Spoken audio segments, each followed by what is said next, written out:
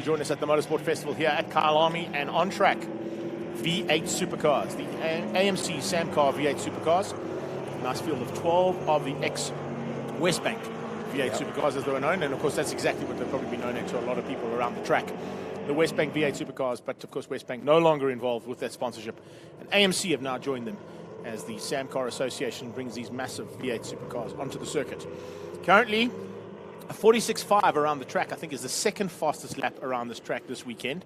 The only other car to beat Terry Wolford's pole time would have been Charles Larangi's, who we're going to see in action in a few minutes' time when the G&H Transport Extreme Supercars come out.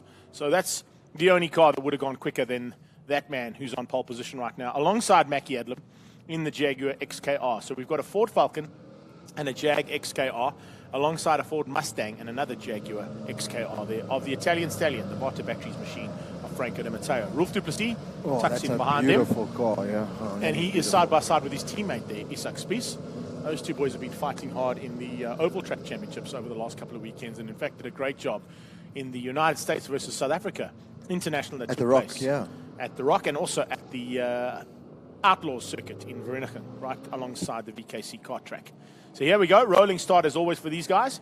Just behind them you would have picked up on Romano Sartori. He's the man from AMC. Steve Herbst is alongside him in the Corvette. Alki Kampan and Roy Campos and Ian Young and Skulk Kampan make up this big field of 12 V8 Supercars. And here we go. Big rolling thunder across the line, and a great start there from the inside of Mackie Adlam as he hangs on to the back end of Terry Wolford. Wolford goes defensive, forcing a little bit of maneuvering there from young Benjamin Morgenroot. Benjamin Morgenroot in the big Ford Mustang, tucking on the inside, but it's XKRs left and right as they head through. And heading into the second part of the track now, into turn 2, it is the Ford Falcon who hangs on. The two Jaguars behind him and the Ford Mustang tucks in behind. And look at Benjamin Morgenroot, absolutely lit through Yuxke, coming up onto the back straight for the first time. Oh, that was such a beautiful shot coming on there. Lost a little bit of ground though to the cars ahead of him. Remember, while it all looks good and spinning up, you're not gaining the traction and heading forward. So lost a little bit of time there. Not a good start there for Isaac Spies, just dropping off now. It's very, very, very key to try and keep that toe, and the top three are now starting to pull away there from Rolf du Plessis and Jacobs Morgenroot, trying to make a move on the inside, but not close enough yet.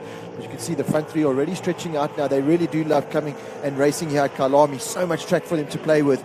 And we saw them going into turn 1, even using pit lanes. So these V8s typically, as we've seen throughout the racing careers, wanting a little bit track and more. Yeah, Rolf du Plessis just forcing the youngster to have to go a little bit defensive into the top of Leeuwkop.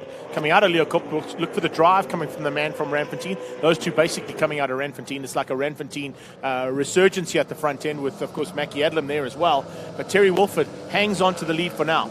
Last year's champion on his tail, and then it is the Italian Stallion, Franco De Matteo, starting to close that gap down ever so slightly.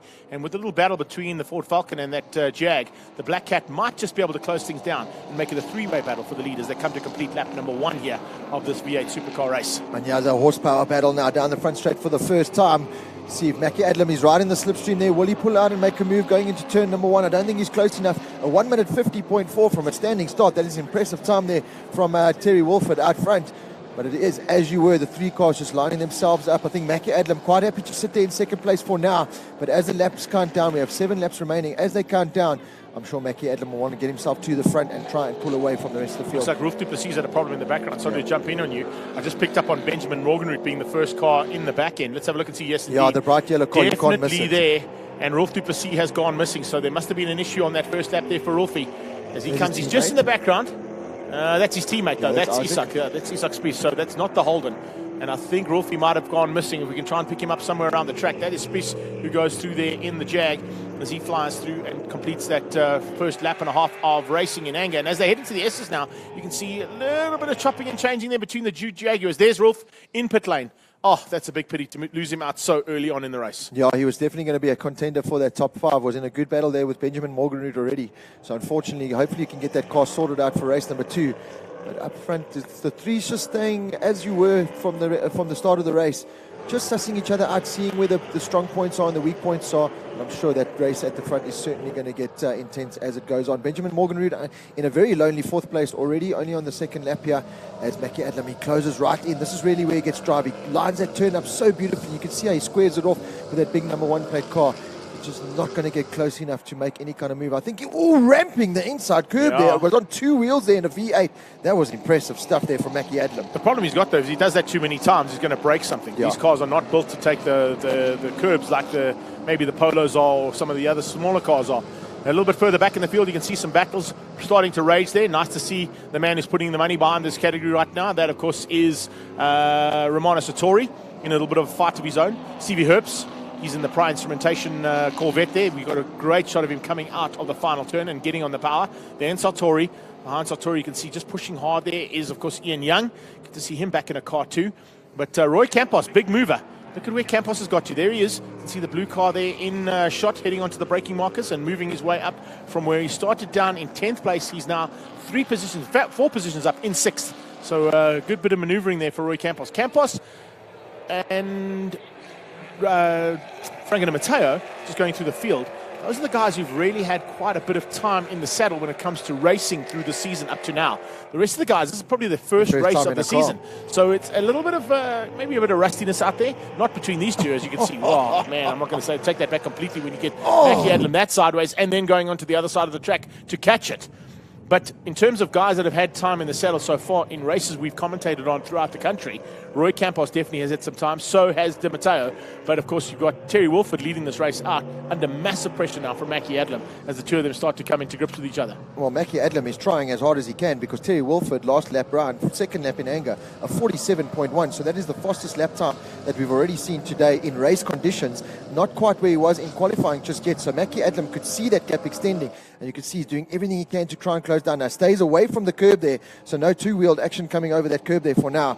And Mackie Adlam still looks comfortable there in second place, but Wolford setting a very impressive pace now out front, and they are now extending that lead over Di Matteo, Benjamin Morgenrud, Isaac Spies and Roy Campos coming out and rounding out your top 6 cars. Aki Campos starting to put the pressure onto the back of Roy Campos as well as they come out of Crocodiles, heading into Cheetah and down towards Ingrid. Nice to see those big flames. Yeah, love it. It's kind of indicative that the V8s are on track when you see a massive flame out of the side of the car. Know. And you know that the guy's pushing it to the limit. So great to see these cars back in action.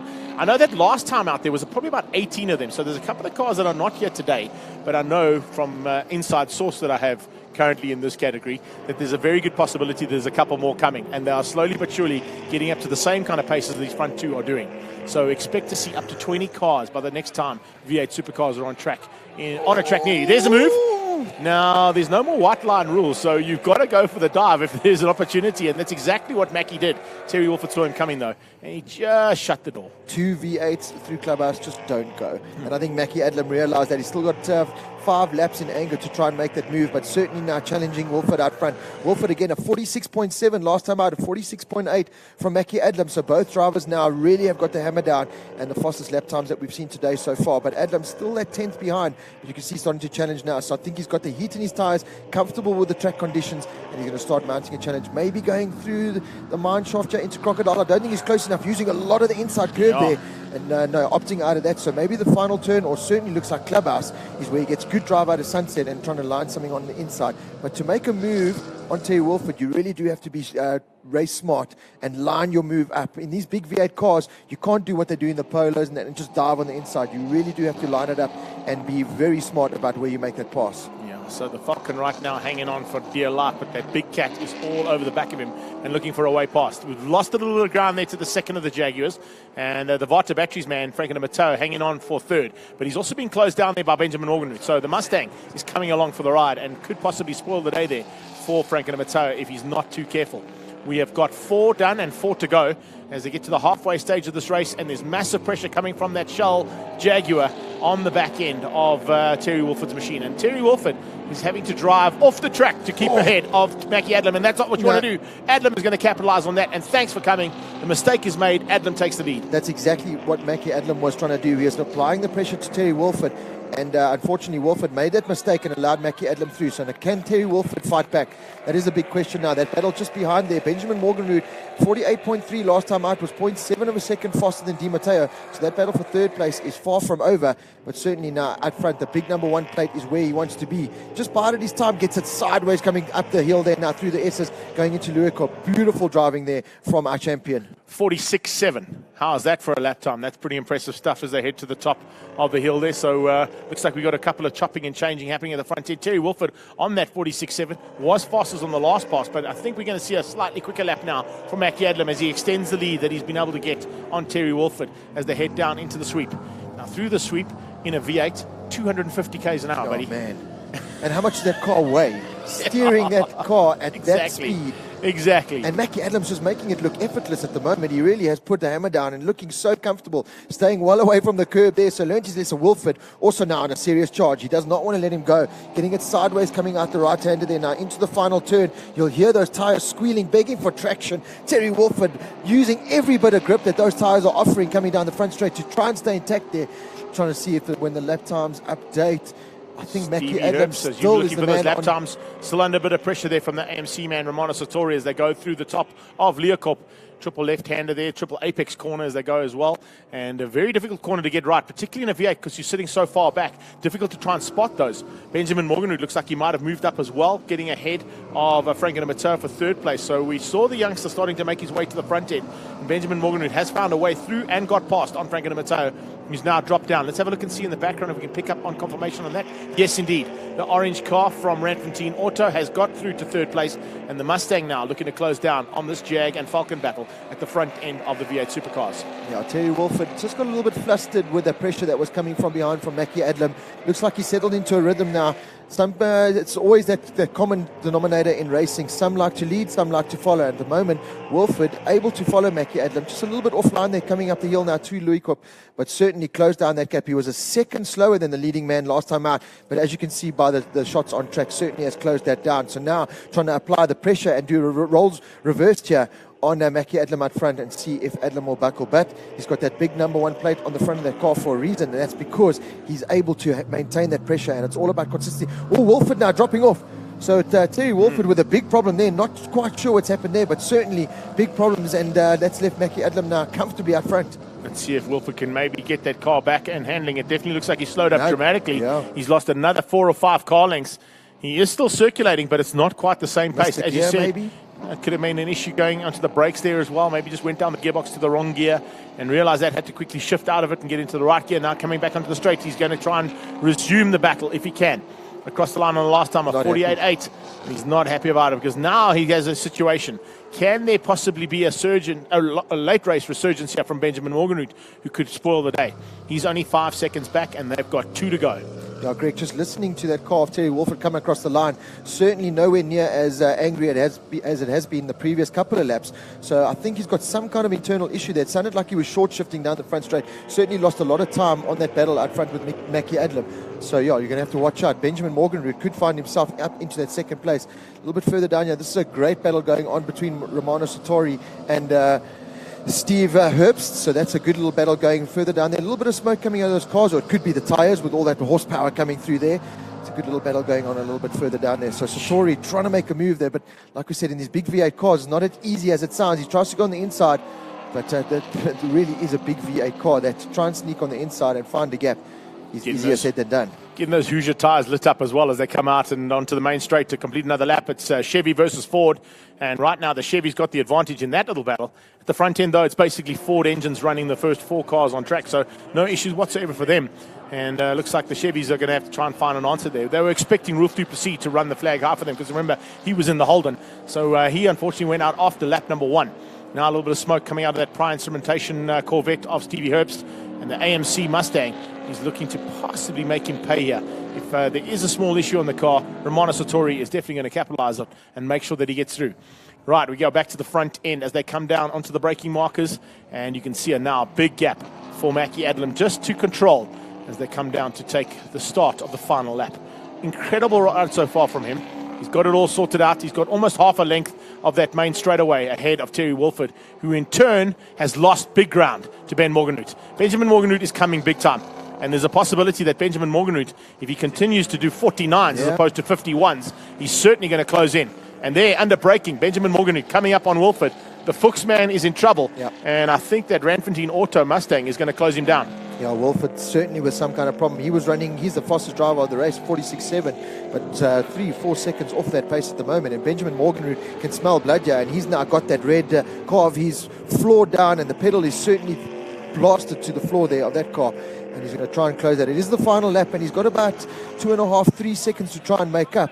So he's just got. Oh no, he's right on the back there. Terry Wolford is a sitting duck at the moment. There you go. Problems. There we go. So he didn't even need the full lap. He only needed half a lap. But Terry Wolford, unfortunately, from the battling for at the front end of the field, has just dropped down to third. I think he's comfortable there in third place, but we're going to have to try and sort out whatever issues on that car to try and give it to Mackie Adlam in race number 2. So it's Randfontein 1 and 2, Bedford View in third place. We want to go with the locality side of things. But Adlam Auto and Shell, and of course Stardust Productions there on the back of the car, showing that we've got 3 of South Africa's top television production houses in the house today, looking after not only the Extreme Festival as a whole. Yeah, I know we got to mention them because they're on the back of the car. That's the only reason for it.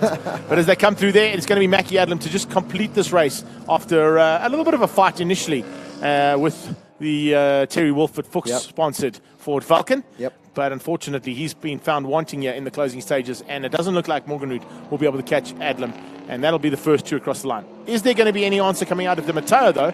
Because I can see he was basically just settling for 4th place, but I think if he sees that white car of Wolford slowing any more than what it does, he might still be able to close in and get past. Let's have a look and see. There, coming through, Wolford is very slow out of the final turn. How far back? No, Di Matteo is too far back.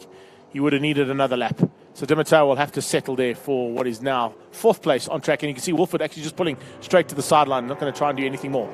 Right, a little bit further up the field, you can see the Prior Instrumentation Corvette has caught and got past Roy Campos. So Campos also having some issues here in the closing stages, and he's fallen into the clutches not only of Steve Herbst, who's got through on him, but possibly even into the clutches there of Romano Sartori. Yeah, Campos is going to have to just try and bring this home now. Still looks like he's trying to challenge Herbst just ahead of him, but I don't know if he's close enough. You know, a lot of places still to overtake as they go down the mine shaft. He's still got Crocodile and, of course, the final turn, but just not close enough there. You can see Herbst going a little bit defensive here. Yeah, Campos closes right in. Going to try and take the nice wide sweeping line to get the drive, but Herbst holds it defensive there. A little bit of smoke coming out of those tires as they spin up and into the right hander now. Only 1 turn left. Here comes Campos. Will he make a move on the inside? Looks like he's going to line something up. I just don't think he's close enough. He is going to go for it in the final turn. A brilliant move here from Campos on the inside. Will he be able to hold it and get the drive to the line? It's going to be a drag race. Yeah, they're going to drag to the line. Ford versus Chevy, and it looks like the Ford's going to just get there. Oh, Roy Campos putting on a show as always. Even if he's in the back of the field, he's going to make the crowd love life for the Campos Transport Mustang coming through there and beating that Prior Instrumentation Corvette just to the line. Very, very close between those 2 drivers. Exceptional driving coming out of the mid-pack and back-pack as well. Unfortunately, there, as you can see, Terry Wolford having to pull to the sideline and out of contention. Thumbs up, though, to all the other drivers they go past. You can see he's not too worried about it. It could be something that could be probably easily fixed, and if it is so, will definitely be easily fixed by the time they come out later on this afternoon for heat number 2. So going through our win, it is going to Mackie Adlam, Benjamin Morganroot, I beg your pardon, coming through there for 2nd place. Terry Wolford in 3rd, surviving for 3rd, ahead of Franco Di Matteo and Isak Spies. Alki Kampan beat out Ian Young. Roy Campos beating Steve Herbst to the line to beat Romano Sartori for the top 10 in the AMC Samcar V8 Supercars.